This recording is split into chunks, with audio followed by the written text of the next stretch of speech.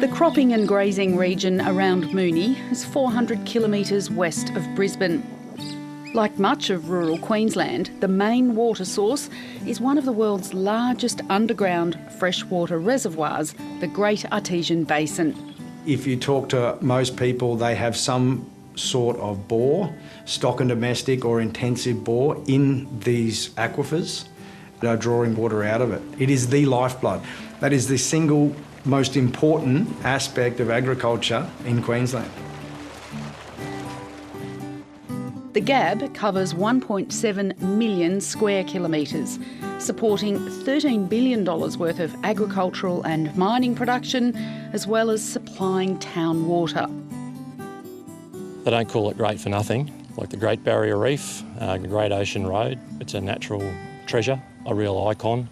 It's a significant underground water reserve which sustains a lot of communities and a lot of groundwater dependent ecosystems. And it extends under about a quarter of Australia's landmass, including in some very arid areas where it's the only source of water. So it is precious? Yeah, extremely precious. Reliable artesian water is why intensive agriculture flourishes in this semi-arid climate. But now access to one of the deep underground aquifers is being sought for a controversial carbon capture storage proposal, and landowners aren't happy.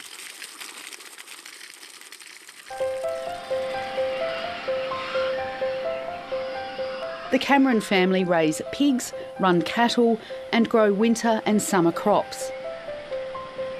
This grain storage and feed mill complex indicates how big its main pork business is.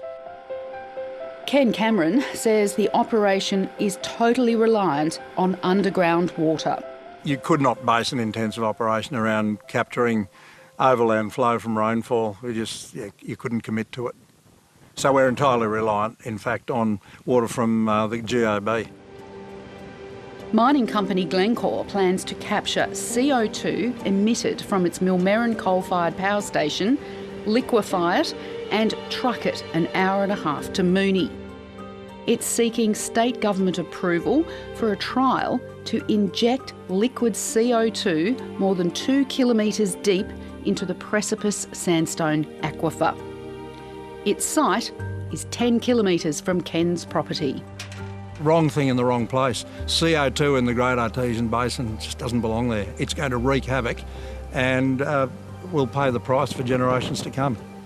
Ken hired hydrogeologist Ned Hamer to look into it. The project's unacceptable because it's way too risky. There's no doubt there's going to be contamination of the aquifer.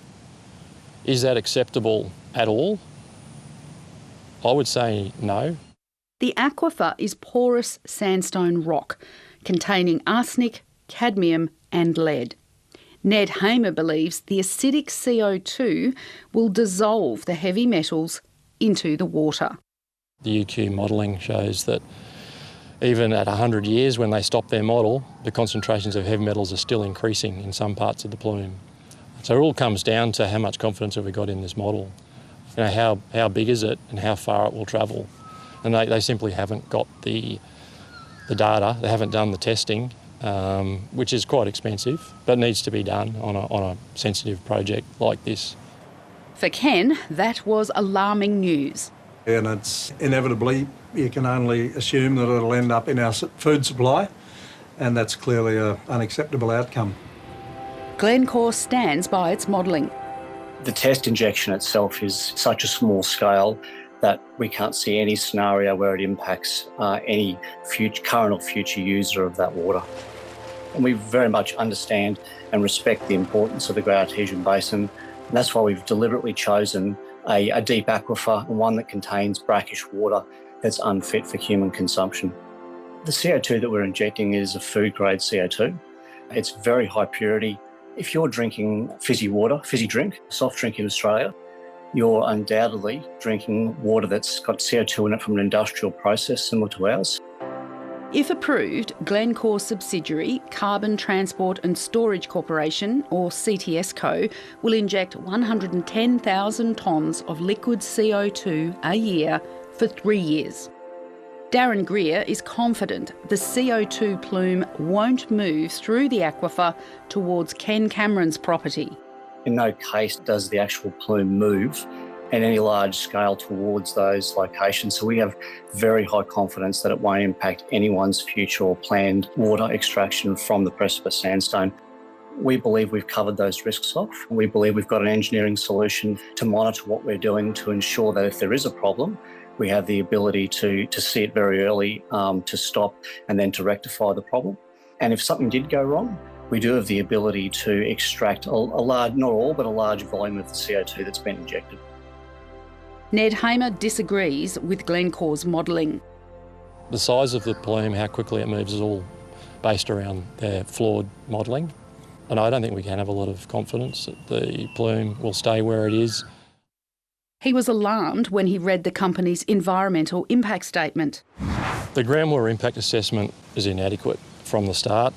A lot of that standard fieldwork doesn't appear to have been done. The 3D seismic hasn't been done. They've proposed to do that after the project's approved, which is too late. So on many fronts, from the initial upfront assessment to the predictive modelling they've undertaken, the monitoring they propose and the mitigation, I don't think they present a compelling argument that it should be approved. Ken Cameron hasn't found Glencore's assurances reassuring, so he's donated to a fund set up by Queensland farmer lobby group AgForce to pay for legal action launched in March in the federal court. So when's this going in the Australian? Next weekend on Saturday. AgForce is challenging a 2022 federal government decision under the Environment Protection and Biodiversity Conservation Act, which allowed the CO2 injection proposal to proceed to seek state government approval. In a decision which we can't understand, the end result of that consideration at the federal government level was that pumping industrial waste into a water resource that covers 3 states of Australia is not covered under the matters of national environmental significance, and we're seeking judicial review of that decision. How did it get this far, given this is the gab we're talking about? That's one of the great mysteries to AgForce, is how it got this far. We're putting everything we can into this because we have one shot at it, and the wrong answer would be a travesty for the environment, for the Great Artesian Basin and for those communities. The two sides remain poles apart. We hope that the court action will expose AgForce's misleading rhetoric, and it'll focus on the comprehensive scientific work that's been done. The litigation's an important test for the Commonwealth and states' respective support for carbon capture and storage in Australia. So if you take the precautionary principle and apply it to the science that's been put in place so far against this application, you would stop and do further work. Modelled work does not provide the outcome, it provides one person's view of the outcome. And we've found modelling that tells different scenarios. Ned Hamer supports the precautionary principle approach. Yeah, absolutely should apply. You shouldn't take that risk. This uncertainty is significant and the risk is dramatic, particularly if they're talking about scaling this up as they are. So we start off sort of more north with our northern breeding blocks, coming down into sort of western breeding blocks. Anthony Lee runs Australian Country Choice, one of Australia's biggest vertically integrated beef businesses. He's also donated to AgForce's legal fund. He was shocked Glencore's first environmental impact statement claimed precipice aquifer water was unsuitable for livestock and too deep for farmers to use. Can you clear up for us, do farmers use water from the precipice aquifer? Absolutely. And will do into the future. And we are buying more allocation now. ACC has 2 properties near Moonee. There's a 30,000 head feedlot on one, the other grows grain for the feedlot. There are expansion plans for both. We've got a development application in to take Opal Creek from 30,000 head to 60,000 head. Next to it, we own a property called Tungamar, which is 30,000 acres. We've got a 60,000 head DA approved on it. And then we've also, not at Moonee, but we've also got an approved DA out at our Brindley Park feedlot north of Roma to take it from 18,000 to 32,000. All those DAs, all that expansion, is that contingent on access to water? 100%, and it's all precipice water. If the trial goes ahead, would your DAs be acted on, or would you park them? Well, that's right. I mean, I don't know how you could go ahead. So, yeah, I think it puts the DA, our expansion, but also our existing business at risk.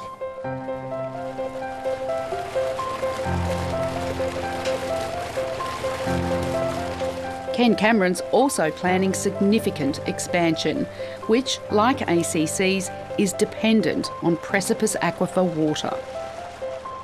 Ken's secured a water licence, but won't spend 7 figures drilling a bore unless Glencore's trial is banned. They've cited that the precipice aquifer has millions of tonnes of capacity of storage. So clearly the grand plan is to dispose of millions of tonnes of this waste. Let's put it in the right place from the get-go, not into the GAB, put it out in an oil and gas reservoir. What would you like them to do? Do the right thing right up front and put the bastard out west where it belongs, not here in the Great Artesian Basin. That option's a no from Glencore, as spent oil and gas wells further west don't offer the industrial scale storage it's after. As enticing as the basin is as a carbon abatement sink, the Queensland Farmers Federation wants it declared off limits to CCS permanently. We actually need to step up and call it for what it is. It's climate policy gone wrong. Net zero at any cost is not okay. On April the 5th, Queensland Farmers Federation CEO Joe Shepherd led a delegation to meet Queensland Premier Stephen Miles. He was asked to act before the federal court decision and move to permanently protect the Great Artesian Basin from CCS activity. We know that there is another exploration licence already issued for another company in Queensland, and we know that the whole world is looking at the GAB as potentially a cheap way of managing their offsets through vehicles like CCS, which is really, really alarming. Queensland's Water Minister Glenn Butcher says the government doesn't want the basin being experimented on. The only rigs that I want to see drilling in the Great Artesian Basin is people for water. This is out of the ballpark. There's plenty of places in Australia where they can inject carbon into the ground. I'm a little bit dumbfounded of why you would want to inject this type of material into the Great Artesian Basin. We've seen what PFAS is doing here in the state. Once the plume gets on the move, because it's underground, how do we know what this stuff's going to do if it manages to find its way through somewhere and start to escape? The approval process is still live, and the dates to watch are both in May. On May 1st, a Senate inquiry into the proposal is due to report, and later in the month, the Queensland Department of Environment and Science is expected to announce if Glencore's environmental impact statement is approved or not.